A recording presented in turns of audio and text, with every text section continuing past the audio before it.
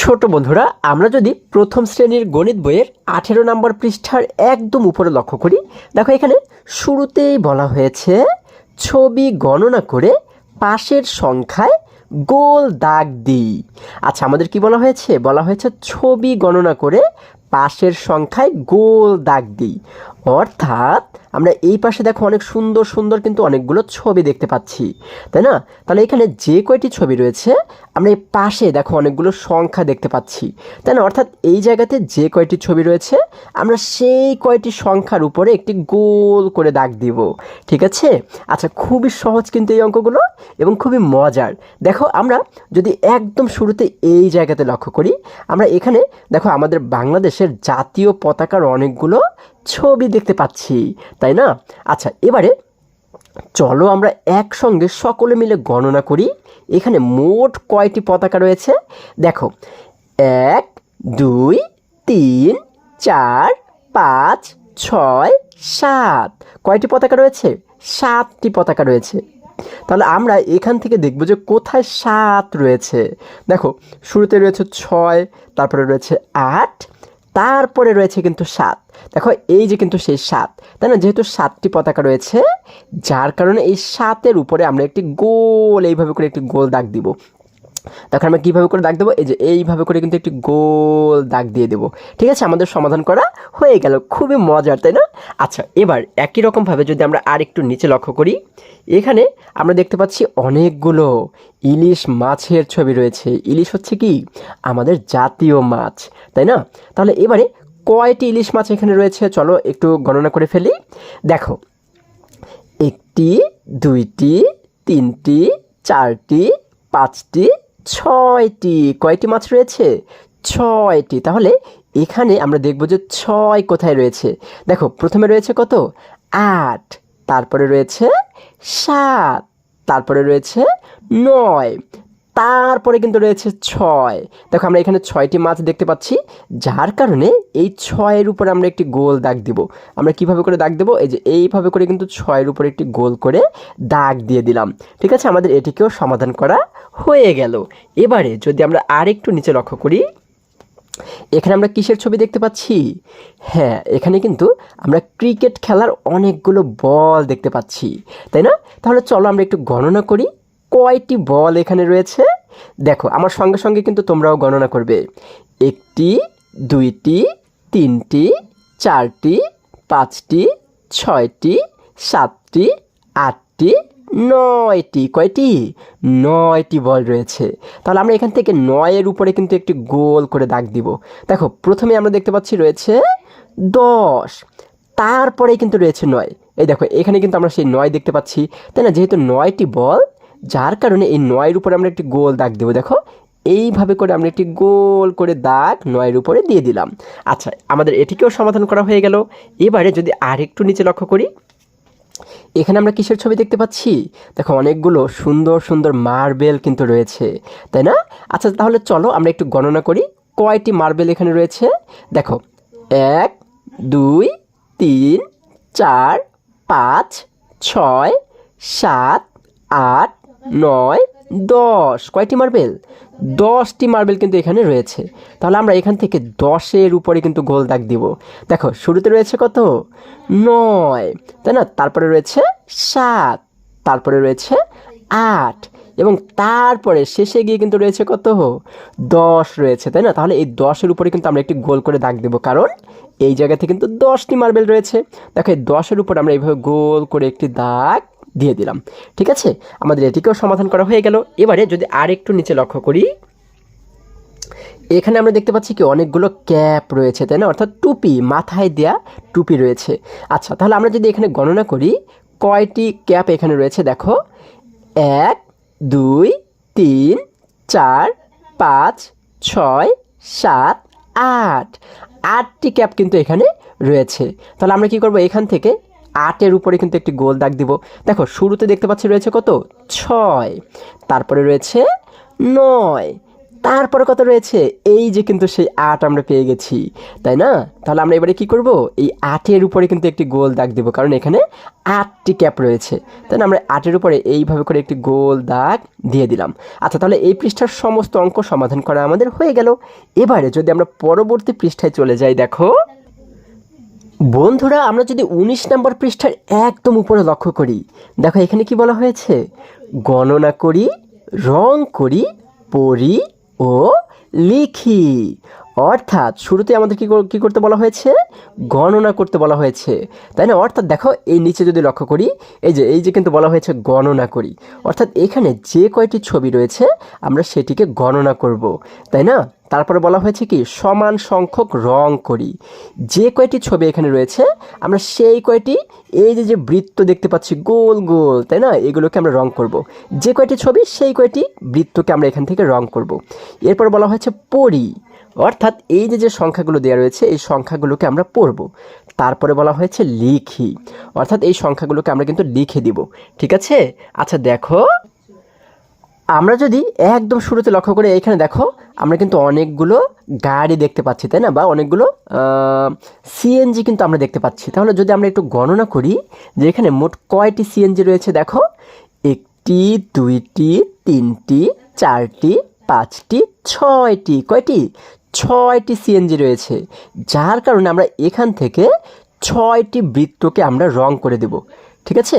দেখো এই হচ্ছে একটি বৃত্ত, আমরা এই একটিকে রং করলাম, হ্যাঁ, তারপরে এই 2টিকে আমরা রং করে দিলাম, ঠিক আছে? এই 2টিকে রং করে দিলাম, এরপরে 3টিকে আমরা রং করে দিলাম। তোমরা কিন্তু সুন্দর করে রং করবে, ঠিক আছে? এরপর আমরা এই 4টিকে রং করে দিলাম, হ্যাঁ, তারপরে হচ্ছে এই 5টিকে আমরা রং করে দিলাম। দেখো এই 5টিকে আমরা রং করে দিলাম, হ্যাঁ। এরপর আরও একটিকে কিন্তু রং করবো, আমরা মোট কিন্তু 6টিকে রং করব, তাই না? আমরা এই যে 6টিকে রং করে দিলাম। আচ্ছা, যেহেতু 6টি সিএনজি এখানে রয়েছে যার কারণে 6টি ঘরকে আমরা রং করে দিলাম। 1 2 3 4 5 6, এই 6টিকে কিন্তু আমরা রং করে দিলাম, ঠিক আছে? আচ্ছা, এরপরে বলা হয়েছে পড়ি, অর্থাৎ এখানে আমরা যে সংখ্যাটি দেখতে পাচ্ছি এটি হচ্ছে কত? হ্যাঁ, এটি হচ্ছে 6। তাহলে চলো সকলে আমরা একসঙ্গে পড়ি 6। আচ্ছা, এবার এই 6কে কীভাবে করে লিখতে হয় দেখো, আমরা এখানে দেখতে পাচ্ছি এই যে কিন্তু 6 লেখা রয়েছে। আমরা এটিকে কিভাবে লিখব? এই মাথায় আমরা কিন্তু কলমটিকে ধরবো, এখান থেকে ধরে আস্তে আস্তে করে ঘুরিয়ে এইভাবে উপরের দিকে উঠাবো, তারপর আবার নিচের দিকে নামিয়ে এইভাবে ঘোরাতে ঘোরাতে এইভাবে, ঠিক আছে? এইভাবে করে কিন্তু আমরা 6টিকে লিখব। আচ্ছা, এই পাশে দেখো আমরা কিন্তু অনেকগুলো ছোট ছোট দাগ দেখতে পাচ্ছি, তাই না? সেই দাগের উপর দিয়ে আমরা যদি আমাদের কলমটি বা পেন্সিলটি একটু ঘুরাই, দেখো, হ্যাঁ, আমরা এইভাবে করে এইভাবে ঘুরিয়ে ঘুরিয়ে ঘুরিয়ে ঘুরিয়ে লিখলাম 6, ঠিক আছে? 6 লেখা হয়ে গেল। এবার এই নিচে কিন্তু 2টি খালি ঘর রয়েছে, এই খালি ঘরগুলোতে কিন্তু তোমরা 6 লিখে দিবে, ঠিক আছে? আমরা কিভাবে 6 লিখব? এই যে এইভাবে করে লিখব 6, আবার একই রকমভাবে এখানেও কিন্তু লিখে দেবে 6, এই যে আমরা লিখে দিলাম 6। তাহলে আমাদের 6 লেখা কিন্তু হয়ে গেল, আমরা কিন্তু 6 লেখা শিখে ফেলেছি সবাই, তাই না? আচ্ছা, এবার যদি আমরা আরেকটু নিচে লক্ষ্য করি, দেখো এখানে আমরা কিন্তু অনেকগুলো রিক্সা দেখতে পাচ্ছি, তাই না? তাহলে চলো যদি একটু গণনা করি কয়টি রিক্সা রয়েছে। 1 2 3 4 5 6 7, কয়টি রিক্সা? 7টি রিক্সা এখানে রয়েছে। তাহলে আমরা এখান থেকে কয়টি ঘরকে রং করব? হ্যাঁ, যেহেতু 7টি রিক্সা রয়েছে তার মানে 7টি ঘরকে আমরা এখান থেকে রং করব। দেখো এই হচ্ছে একটি ঘর, হ্যাঁ, একটি, তারপর হচ্ছে এই 2টি, হ্যাঁ, 2টি, তারপরে হচ্ছে 3টি, আমরা 3টিকে রং করলাম, তারপরে হচ্ছে 4টি, আমরা এই 4টিকে রং করে দিলাম, এরপরে হচ্ছে 5টি, আমরা এই 5টিকে রং করে দিলাম, তারপরে হচ্ছে 6টিকে রং করে দিলাম। আমাদের যেহেতু 7টি রিক্সা রয়েছে তার মানে আমরা 7টিকে রং করবো। এখানে কিন্তু এই যে আরও একটিকে রং করলে হয়ে গেল 7টি। এই দেখো 1 2 3 4 5 6 7, এই 7টিকে কিন্তু আমরা এখান থেকে রং করে দিলাম। তাহলে এখানে যে সংখ্যাটি আমরা দেখতে পাচ্ছি এটি হচ্ছে কত? 7, তাই না? তাহলে চলো আমরা একসঙ্গে পড়ি 7। আচ্ছা, এবার এই 7কে কীভাবে করে লিখতে হয় দেখো, আমরা এই যে দেখতে পাচ্ছি 7 কিন্তু লেখা রয়েছে, আমরা এইখান থেকে প্রথমে আমাদের কলমটি ধরবো, এইখান থেকে ধরে এইভাবে ঘুরিয়ে ঘুরিয়ে ঘুরিয়ে ঘুরিয়ে এইভাবে লিখবো হচ্ছে 7। আচ্ছা, তাহলে এটার উপরে যদি আমরা আমাদের কলমটাকে একটু ঘুরাই, দেখো আমরা এখান থেকে শুরু করে এইভাবে ঘুরিয়ে ঘুরিয়ে ঘুরিয়ে ঘুরিয়ে লিখলাম হচ্ছে 7। ঠিক আছে, এখন এই 7কে কিন্তু আমরা এই দুই জায়গাতে লিখে দিব। ঠিক আছে, দেখো কিভাবে লিখতে হয়। আমরা এইভাবে করে ঘুরিয়ে ঘুরিয়ে ঘুরিয়ে ঘুরিয়ে লিখব 7, আবার একই রকমভাবে করে এইভাবে ঘুরিয়ে ঘুরিয়ে ঘুরিয়ে ঘুরিয়ে লিখব 7। তাহলে আমাদের 7 লেখাও কিন্তু হয়ে গেল। এবারে যদি আমরা আরেকটু নিচে লক্ষ্য করি, এখানে দেখো আমরা কিন্তু অনেকগুলো চেয়ার দেখতে পাচ্ছি। আমরা যদি একটু গণনা করি কয়টি চেয়ার রয়েছে, দেখো 1টি 2টি 3টি 4টি 5টি 6টি 7টি 8টি। কয়টি চেয়ার রয়েছে? 8টি। তাহলে আমরা এখান থেকে কয়টি বৃত্ত রং করব? হ্যাঁ, ঠিকই ধরেছো তোমরা, আমরা কিন্তু 8টি বৃত্ত রং করব, তাই না? তাহলে দেখো এই হচ্ছে একটি বৃত্ত আমরা রং করে দিলাম, হ্যাঁ, তারপরে এই হচ্ছে 2টিকে আমরা রং করে দিলাম, তারপরে দেখো এই 3টিকে আমরা রং করে দিলাম, 3টিকে আমরা রং করে দিলাম, এরপরে এই 4টিকে আমরা রং করে দিলাম, 4টিকে রং করা হয়ে গেল। এরপরে আমরা এই 5টিকে রং করে দিলাম, দেখো 5টিকে রং করা হয়ে গেল। এরপরে এই যে আরও একটি 6টিকে আমরা রং করে দিলাম, হ্যাঁ, তারপরে হচ্ছে দেখো এই 7টিকে আমরা রং করে দিলাম। তোমরা কিন্তু সুন্দর করে রং করবে। আমরা এটি যদিও আমি একটু সময় নিয়ে, তোমরা সময় নিয়ে করবে, ঠিক আছে? আমারটা কিন্তু সুন্দর হচ্ছে না, কারণ আমি তাড়াহুড়ো করে করছি। তোমরা কিন্তু সুন্দর করে সময় নিয়ে করবে, ঠিক আছে? 7টি হয়েছে। এবার আমরা এই আরও একটি অর্থাৎ 8টিকে কিন্তু আমরা এখানে রং করে দিলাম, ঠিক আছে? তাহলে দেখো কয়টি হলো? 1 2 3 4 5 6 7 8। 8টিকে কিন্তু আমরা রং করে দিলাম, কারণ এখানে 8টি চেয়ার রয়েছে। আচ্ছা, তাহলে এখানে যে সংখ্যাটি আমরা দেখতে পাচ্ছি এটি হচ্ছে কত? হ্যাঁ, এটি হচ্ছে 8। তাহলে চলো আমরা একসঙ্গে পড়ি 8। এবার 8কে কীভাবে করে লিখতে হয়, এই যে এখানে কিন্তু আমাদের দেখানো হয়েছে, তাই না? আমরা কি করব, আমাদের এই কলমটাকে এই মাথায় ধরবো, এখানে ধরে আস্তে করে নামিয়ে নামিয়ে এরপর আবার উপরের দিকে উঠিয়ে এইভাবে ঘুরিয়ে এই পর্যন্ত আনবো, তারপর আবার এখান থেকে এইভাবে করে নিব, ঠিক আছে? আচ্ছা দেখো এখানে কিন্তু আমাদের এই যে ছোট ছোট দাগ দেওয়া রয়েছে, আমরা এর উপর দিয়ে যদি কলমটাকে ঘুরাই, দেখো আমরা এখান থেকে শুরু করব, তারপরে এইভাবে করে ঘোরাতে ঘোরাতে ঘোরাতে ঘোরাতে এই পর্যন্ত আনবো, তারপর আবার কি করব, এইভাবে ঘোরাতে ঘোরাতে এই জায়গাতে নিব। তাহলে কিন্তু 8 হয়ে গেল, তাই না? এবার যদি আমরা এই দুই জায়গাতে 8 লিখি, দেখো আমরা এই যে এইভাবে করে ঘুরিয়ে ঘুরিয়ে ঘুরিয়ে ঘুরিয়ে নিচে নামালাম, এরপরে কি করলাম, এই যে এরকম একটি দাগ দিয়ে দিলাম, তাহলে হয়ে গেল 8।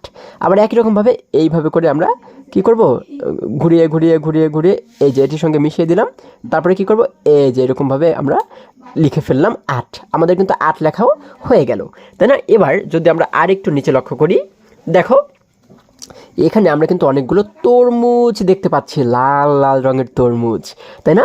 তাহলে চলো একটু গণনা করে ফেলি, এখানে মোট কয়টি তরমুজ রয়েছে। দেখো 1 2 3 4 5 6 7 8 9। কয়টি তরমুজ? 9টি তরমুজ রয়েছে। তাহলে এখান থেকে আমরা কয়টি বৃত্ত রং করব? হ্যাঁ, আমরা 9টি বৃত্ত রং করব। দেখো এই হচ্ছে একটি বৃত্ত আমরা রং করে দিলাম, হ্যাঁ, তারপরে এই 2টি বৃত্ত আমরা রং করে দিলাম, ঠিক আছে? তারপর হচ্ছে 3টি বৃত্ত আমরা রং করে দিলাম, তারপরে এই 4টি বৃত্ত আমরা রং করে দিলাম, হ্যাঁ, আমরা কিন্তু 9টিকে রং করব। এরপরে এই 5টিকে আমরা রং করে দিলাম, দেখো 5টিকে আমরা রং করে দিলাম, এরপরে 6টিকে আমরা রং করে দিলাম, ঠিক আছে? 6টিকে রং করে দিলাম, 7টিকে রং করে দিলাম, 7টিকে রং করা হয়ে গেল, 8টিকে এই যে রং করে দিলাম, তারপর হচ্ছে 9টিকে আমরা এই যে এখানে রং করে দিলাম, ঠিক আছে? তাহলে আমরা মোট কয়টিকে রং করেছি? 1 2 3 4 5 6 7 8 9। 9টিকে, কারণ এখানে কিন্তু 9টি তরমুজ ছিল, এই জন্য 9টি বৃত্তকে আমরা রং করে দিলাম। তাহলে এইখানে যে সংখ্যাটি আমরা দেখতে পাচ্ছি এটি হচ্ছে কত? হ্যাঁ, এটি হচ্ছে 9। তাহলে চলো আমরা একসঙ্গে পড়ি 9। এবার এই 9কে কীভাবে করে লিখতে হয়, দেখো এই যে কিন্তু আমাদের সেটি দেখানো হয়েছে। আমরা আমাদের কলমটিকে এই মাথায় ধরবো, এই মাথা ধরে এইভাবে ঘোরাতে ঘোরাতে ঘোরাতে ঘোরাতে নিচের দিকে নামাবো, তারপর আবার উপরের দিকে উঠিয়ে এইভাবে ঘুরিয়ে ঘুরিয়ে এই পর্যন্ত নিব, ঠিক আছে? তাহলে কিন্তু হয়ে গেল আমাদের 9।